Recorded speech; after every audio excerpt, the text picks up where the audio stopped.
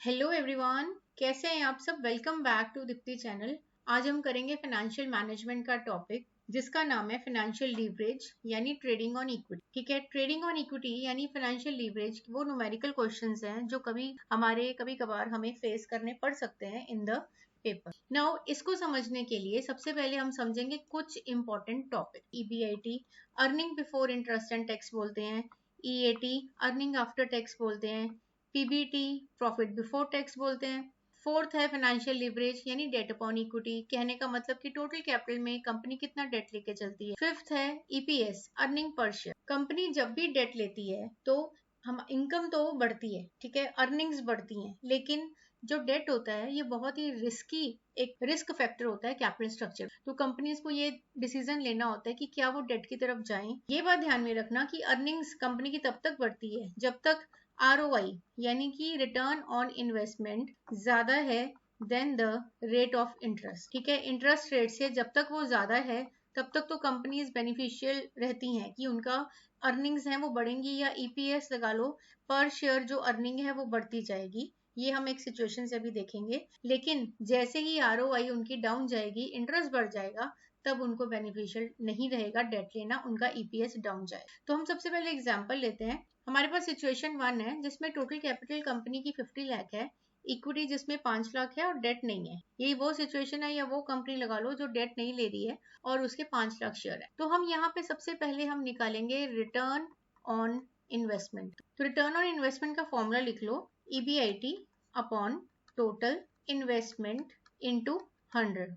आपने क्या करना है, सबसे पहले रिटर्न ऑन इन्वेस्टमेंट पे काम करना है। जब भी आपको सिचुएशंस दी होती हैं आप रिटर्न ऑन इन्वेस्टमेंट निकाल लो। ईबीआईटी इसमें यानी earning before interest and taxes वो है 7 लाख और कंपनी ने कितना पैसा टोटल लगा रखा है 50 लाख। तो यहाँ से आप परसेंटेज निकाल लो कि आपका कितना परसेंट आ रहा है। 7 lakh upon 50 lakh that is equal to 14%। ये 14% का ROI आ रहा है। अब यहाँ पे तो डेट है नील।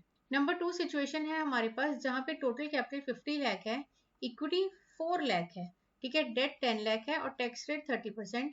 अब इसका भी जो रिटर्न ऑन इन्वेस्टमेंट है वो सेम होगा क्योंकि सेम है सब कंपनीज का। 7 lakh divide by 50 lakh into 100, तो वो आपका 14%। इसी तरह से सिचुएशन 3 है, वहां पे भी आपको सेम दिया जाएगा। आप रिटर्न ऑन इन्वेस्टमेंट निकाल लोगे, that is EBIT 7 lakh divide by 50 lakh into 100, तो वो भी 14%। अब ये तीन ऐसी सिचुएशंस हैं जहां पे ROI तो सेम है। अब हमें काम करना है हमारी तीन सिचुएशन से ईपीएस के ऊपर। हमें क्या निकालना है, ईपीएस। तो हम लिखेंगे सिचुएशन 1 यानी कंपनी 1, कंपनी 2 या कंपनी 3, वट एवर आपको वहां दिया जाए वो आप ले लेना। सबसे पहले ऊपर लिखा जाएगा EBIT earning before interest and tax. तीनों की ईबीआईटी अगर आप ध्यान दो स्लाइड पीछे करके या थोड़ा सा वीडियो को पीछे करके, तो आपको दिखेगा तीनों की ईबीआईटी जो है वो 7 लाख है, 7 लाख है, 7 लाख। ठीक है, ईबीआईटी आपको सेम दिया हुआ है। इसमें सबसे पहले हम माइनस करते हैं इंटरेस्ट अगर कोई कंपनी ने डेट लिया हुआ है। अब पहली जो कंपनी है सिचुएशन 1, उसमें आप ध्यान दो इसका कोई डेट नहीं है, डेट है नील। तो इसका ईपीएस क्या आएगा, हम यहाँ ईपीएस के लिए हम लिख देंगे नो इंटरेस्ट। अगर आप सेकंड सिचुएशन में जाओ, सेकंड कंपनी, इसका डेट है 10 लाख और इनका जो इंटरेस्ट रेट है वो है 10%। ठीक है, इंटरेस्ट रेट आप यहाँ पे ऐड कर लेना 10%। तो 10% इंटरेस्ट रेट है तो इसका 10% आप कैलकुलेट कर लो। 10% ऑफ 10 लाख यानी 1 लाख। 1 लाख माइनस करोगे इंटरेस्ट तो आपका 6 लाख क्या आ जाएगा, प्रॉफिट आफ्टर इंटरेस्ट या फिर प्रॉफिट बिफोर टैक्स। इसको कुछ भी आप बोल सकते हो, प्रॉफिट बिफोर टैक्स। नॉर्मली हम इसको बोलते हैं प्रॉफिट बिफोर टैक्स क्योंकि इस पे अब टैक्स लगने वाला है। अगर आप थर्ड सिचुएशन में जाओ, थर्ड कंपनी में जाओ, इन्होंने डेट लिया 20 लाख जो वो भी 10% के रेट पे था। ठीक है, 10% इंटरेस्ट के रेट पे, यानी इनका जो इंटरेस्ट बना वो बना 2 लाख। तो अब ये 2 लाख आप वहां पे माइनस कर लोगे तो हमारे पास क्या आ गया, 5 लाख प्रॉफिट बिफोर टैक्सेस। अब टैक्स रेट तीनों सिचुएशंस में हमें गिवन है 30%, तीनों सेम टैक्स दे रही हैं तो इसका 30%, ठीक है, माइनस कर लो। 30% इसका माइनस कर लो क्योंकि इन्होंने टैक्स दिया, फिर इसने भी टैक्स दिया 30% तो इसका भी हमने माइनस कर दिया टैक्स। अब ये वो पैसा आ गया जो प्रॉफिट आफ्टर टैक्स कहलाता है और जो पैसा शेयर होल्डर्स को अवेलेबल है। अब यहाँ शेयर होल्डर्स को कितना अवेलेबल हुआ, यहाँ हुआ 4,90,000, यहाँ हुआ 4,20,000 और यहाँ अवेलेबल हुआ 3,50,000। अब हम निकालेंगे ईपीएस, अर्निंग पर शेयर, यानी हम लेंगे earning after taxes EAT, earning after taxes या PAT PAT over number of shares, number of equity shares. अब आप तीनों कंपनीज की सिचुएशन देखो।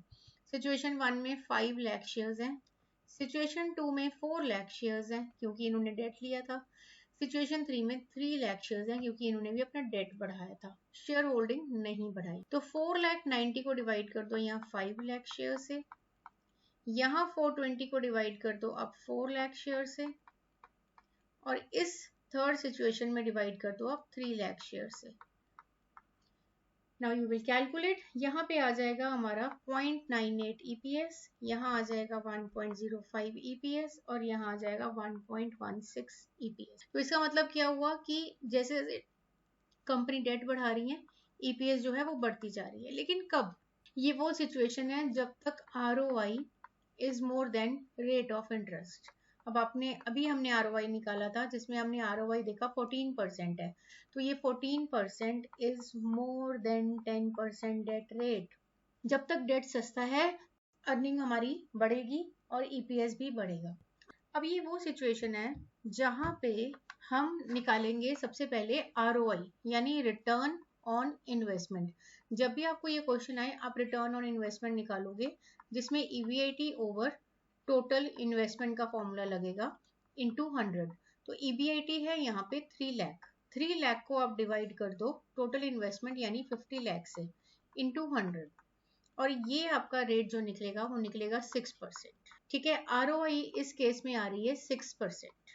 अब हम काम करेंगे EPS के ऊपर। तीनों का ROI, तीनों सिचुएशन की ROI 6% रहेगी, तीनों की EBIT और टोटल इन्वेस्टमेंट सेम है, फर्क है सिर्फ डेट का। अब हम क्या करेंगे, हम फिर से टेबल बनाएंगे, उसमें हम एनालाइज करेंगे तीनों की सिचुएशन कि तीनों का EPS क्या हो रहा है।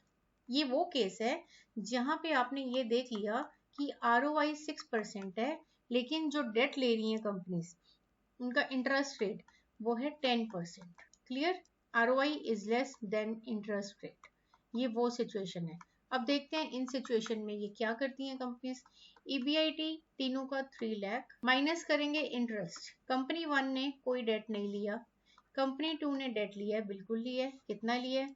कंपनी 2 सिचुएशन 2 कह रही है 10 लाख 10%, तो सिचुएशन 2 यानी कंपनी 2 बोल रहे हैं इसने डेट लिया है 10% रेट पे 10 लाख का, यानी 1 लाख तो इसका इंटरेस्ट निकल गया यहाँ से। अर्निंग आफ्टर इंटरेस्ट या फिर प्रॉफिट बिफोर टैक्स आ रहा है, वो आ रहा है इसका 3 लाख का, आ रहा है 2 lakh.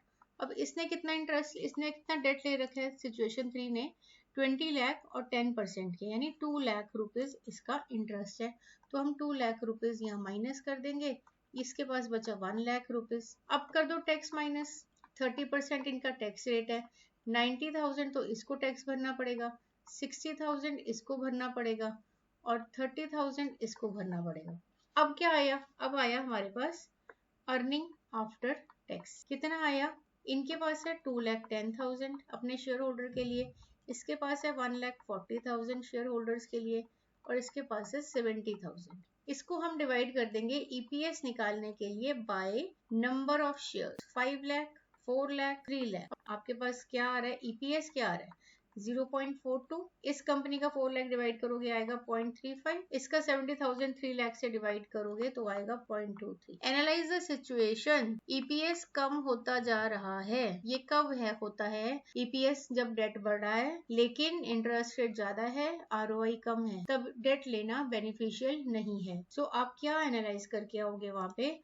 If return on investment is more than rate of interest, then companies can go for debt. Companies तब तक डेट पे जाएंगी जब तक उनका ROI ज्यादा है। When if they analyze कि उनका ROI return on investment कम हो गया रेट ऑफ इंटरेस्ट से, मतलब डेट तो महंगा हो गया भाई उनके लिए अब, ठीक है, और उतना तो वो कमा ही नहीं रहे हैं, then they do not go for leverage. Debt और जिसको बोलते हैं ट्रेडिंग ऑन इक्विटी या फिर do not go for debt या do not increase their debt. तो ये आपकी सिचुएशन एनालिसिस रहेगा। आई होप कि ये टॉपिक आपको समझ आ गया है कि जब तक कंपनी का ROI ज्यादा है देन रेट ऑफ इंटरेस्ट, तब तो कंपनीज डेट में जा सकती है क्योंकि उनकी EPS जाता जाएगी, EPS बढ़ेगी उनकी क्योंकि अर्निंग बढ़ेगी, डेट सस्ता है, they can go for debt, ठीक है, रिस्क कम रहेगा। लेकिन जैसे ही उनका ROI यहाँ पे जैसे हमने देखा कम हो गया और इंटरेस्ट महंगा है, मतलब डेट महंगा, उनका रिस्क बढ़ता जा रहा है, they do not go for date.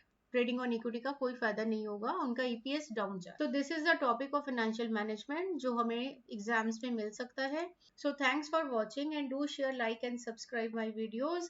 और कोई टॉपिक आपको चाहिए, बिजनेस स्टडी, इकोनॉमिक्स या फिर अकाउंट्स का, message in my comment box. Thank you so much.